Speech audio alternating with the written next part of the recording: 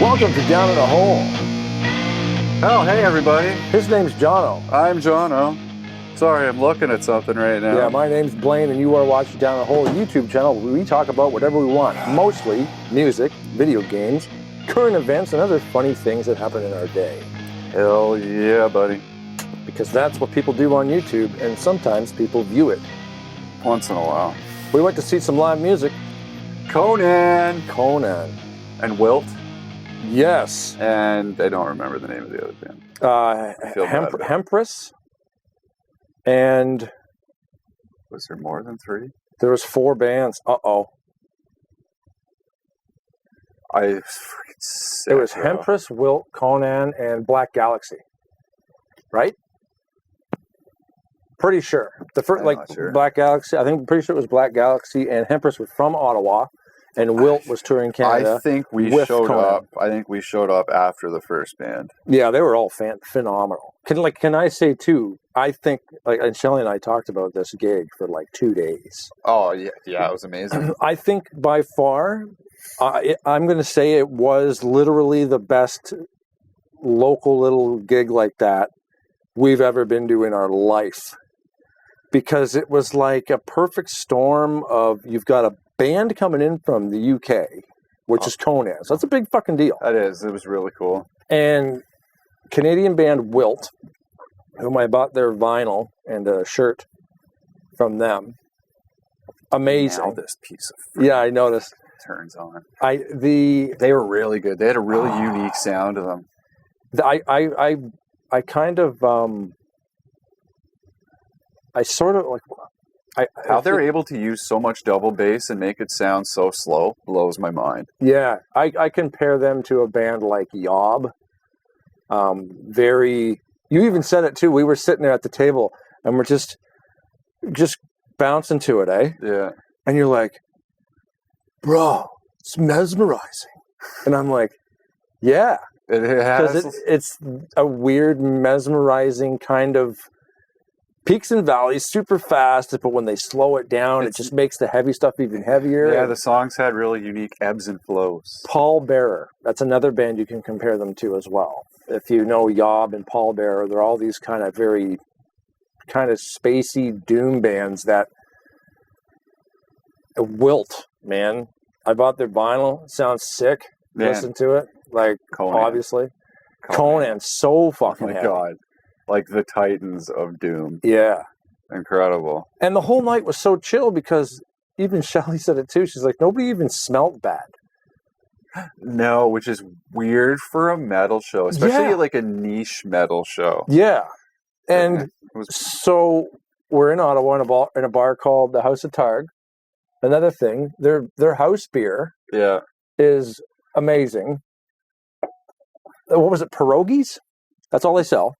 Yeah, apparently they're really good. Their whole menu's pierogies. I know. I got to meet the lead singer and get my picture taken with him. Yep, because that was the thing too. You guys showed up. I think I said after the first band we'd been there, and I'm like, "Hey, bro, look."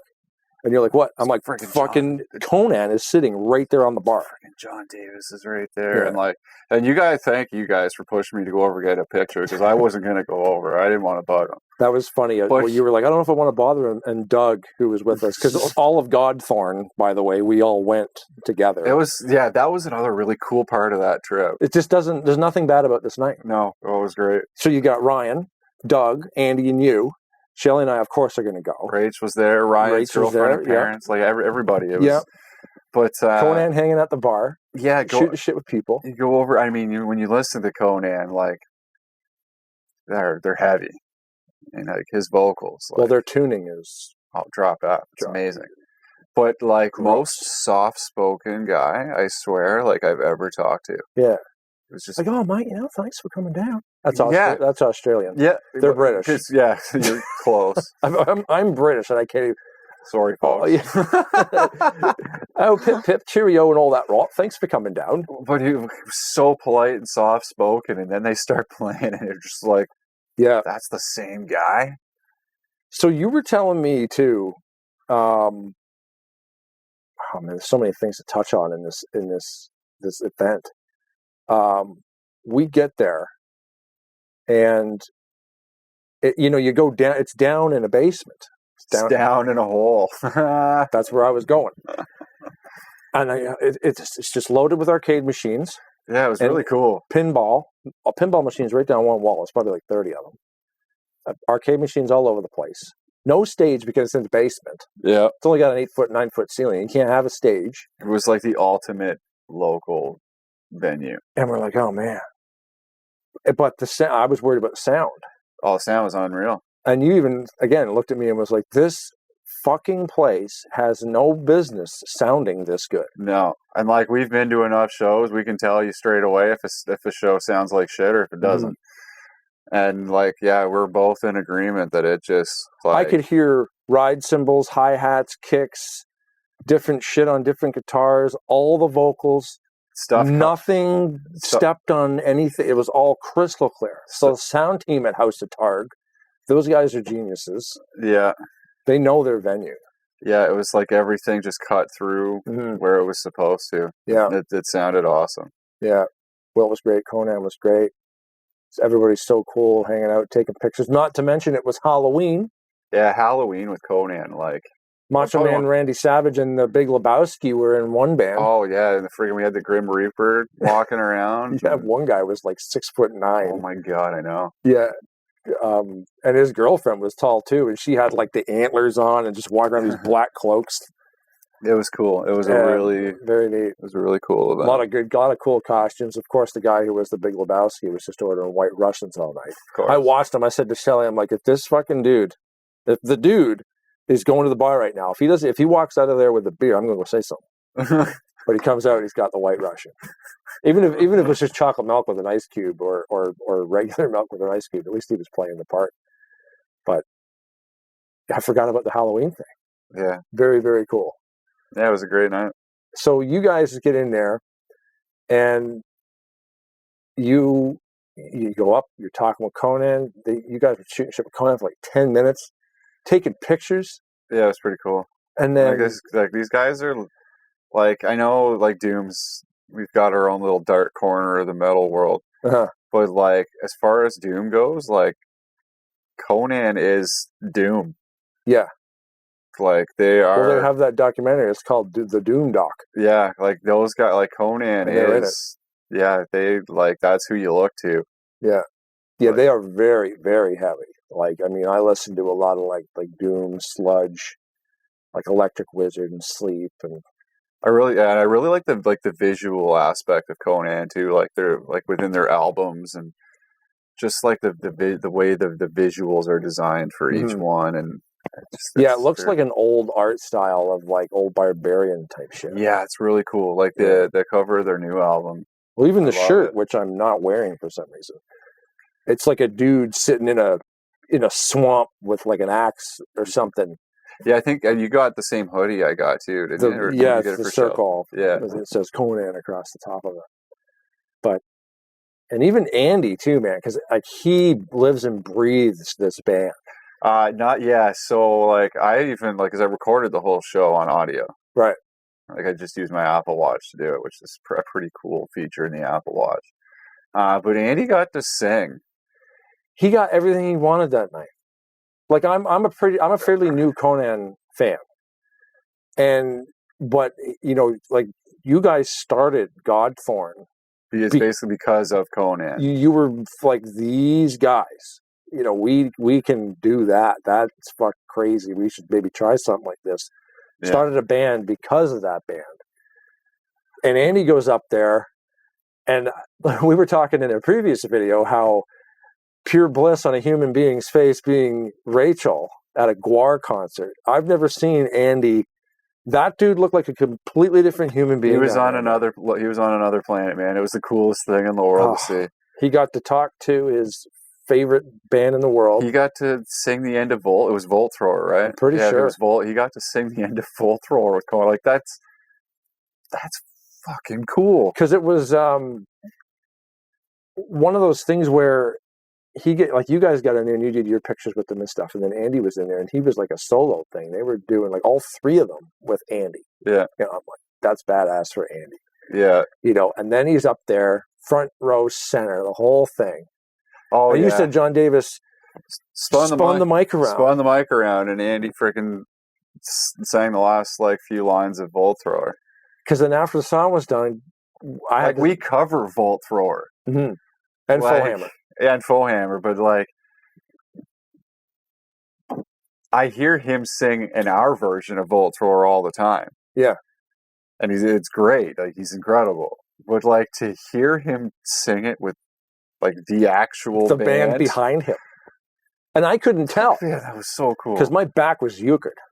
We found a seat at a table, and I sat the whole night. Because I knew I wasn't going to be able to stand up. But the thing is, where those seats were, like, the sound. It was great. It was incredible. Doug comes over after. He goes, guess what? I'm like, what's the matter, man? Because he looked kind of pumped. That was Andy. I'm like, what the fuck are you talking about? He goes, that last like verse, John Davis gave him the mic, and that was Andy. I'm like, what the fuck? I said, I've already seen Andy like a pig in shit over here talking to these guys for 10 minutes, getting pictures and sharing Instagrams and all this stuff. And Conan's totally chilling with him. You know, they don't look annoyed or anything. They're just in there to hang with the fans, and that's what they were doing. They were amazing. Yeah, they were really cool. Hanging out at the bar the whole night. They were there when we got there, and we were there early. I mean, they would have had to be there because they're the band. But like and then for that to happen, hey man, you want like here, sing it. Like you've been singing every other fucking song, sing this, and then he does. Yeah. So you were telling me that on the way up, because other than Ryan, who is the drummer of Godthorn, all you guys were in the same car. Yes. You, Doug, Andy. Yeah. And Rachel was driving. Yeah. It's her car. You were making predictions on the way up, you were telling me. Well, we were, like, even before we left, like, Andy and Doug were at my place. Like, this is before we left. And it was just like, could you fucking imagine if? We had a few of those moments. Like, could you imagine if we had like a whole band photo? Oh, I forgot about that. With like our band and Conan. Like, can you imagine if that happened? I forgot about that. Or like we were joking around about like, like imagine one of us like sang their song with them.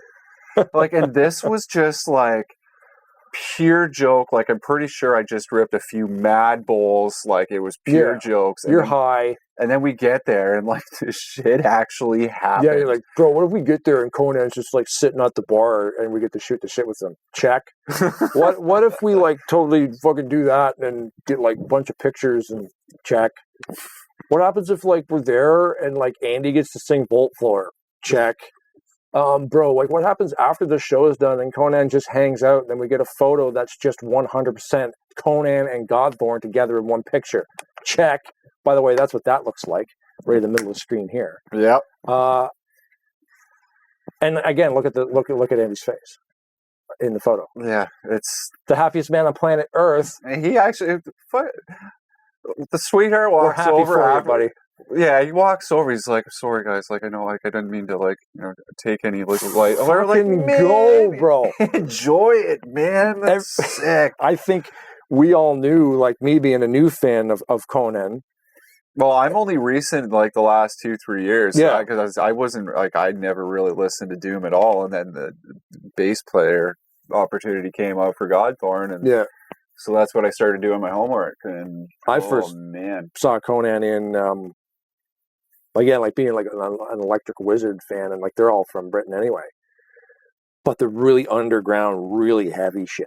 There's a Doom. It's called the Doom Doc, and I bought it. And Conan did the music in that thing, and it was just an underground, just guerrilla filmmaker guy that put this documentary together about these really subterranean fucking doom bands. And Conan was the tip of that pile. Yeah. And then here we are watching them. And like I said, I saw that a few years back. And, but yeah, Andy was loving it, man. For the record, to all you big cat musicians out there, large. Our tickets after taxes were like $21. Yeah. Putting that out there. $21. $21. So Shelly and I got there for $42, 2 tickets. That's mathematics. I couldn't tell you the last time I bought a case of beer, but I'm pretty sure a case of beer costs more than what it costs you two to go see Conan. Yeah. So yeah, if I bought a 2 for a Tollies, it probably cost me like $60. I got 2 tickets to see Conan in Ottawa for like under 50. Dropped a couple hundred on merch. I bought sweaters and T-shirts from Conan and WILT, music from Conan and WILT, like physical media. I spent all the money. I brought like $300 cash, and I spent it all on merchandise because the tickets were bought online, and beer.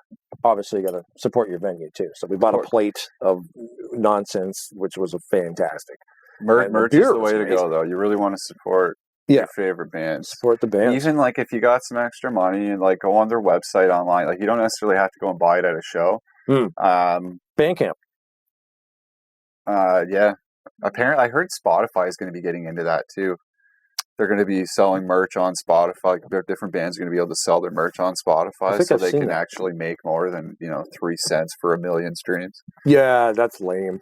But Bandcamp's great because you're linked right into the band, and when you buy something from them, you get a physical copy of it.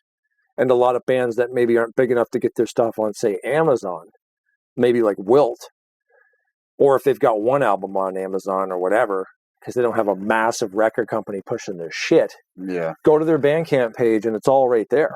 Yeah, like I ordered a hoodie and lanyard from Lorna Shore. From Bandcamp? No, just from their website. Just from their website. Yeah. Like just to support bands that way. That's what we do with Clutch. Pro-rock.com. It's where I buy all my shit. I'll have to check that out. That's Clutch's website. No.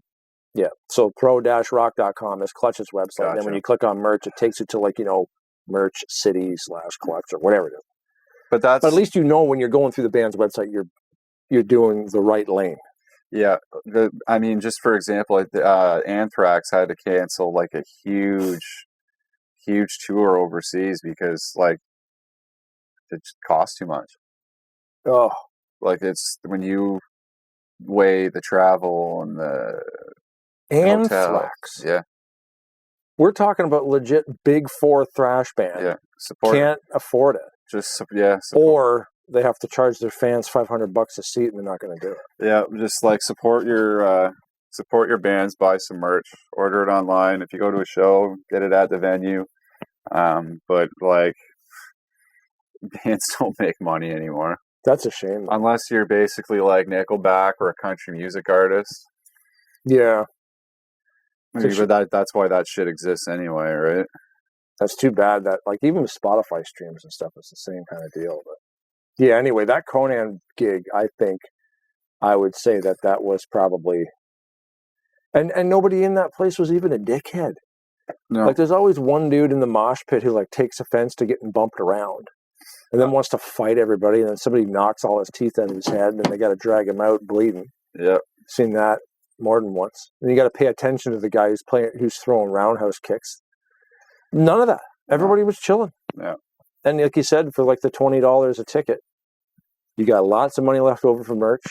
The whole night was phenomenal. It was great. I'd do it again in a heartbeat. Yeah. I found the article about Anthrax. It was their European tour this fall /winter they had to cancel due to out of control costs. Mm. So, yeah, if you want your favorite bands to continue, support them any way you can. I mean, you can even go on, you'd spend $7, buy a bracelet, and anything, it helps. Yeah. Because that money that you spend on that bracelet, that's more than they'll make if you stream their shit 100,000 times. Yeah. Yeah, we bought, through COVID for Clutch, we bought all 4 live streams. And I got the vinyl of a couple of them, too many sweaters, more T-shirts. Like, I spent thousands of dollars on Clutch shit, but they're the fucking best band on the planet. So take my money. And they don't operate under like a big Roadrunner, Century Media type label. Well, Roadrunner's still technically indie. Are they really?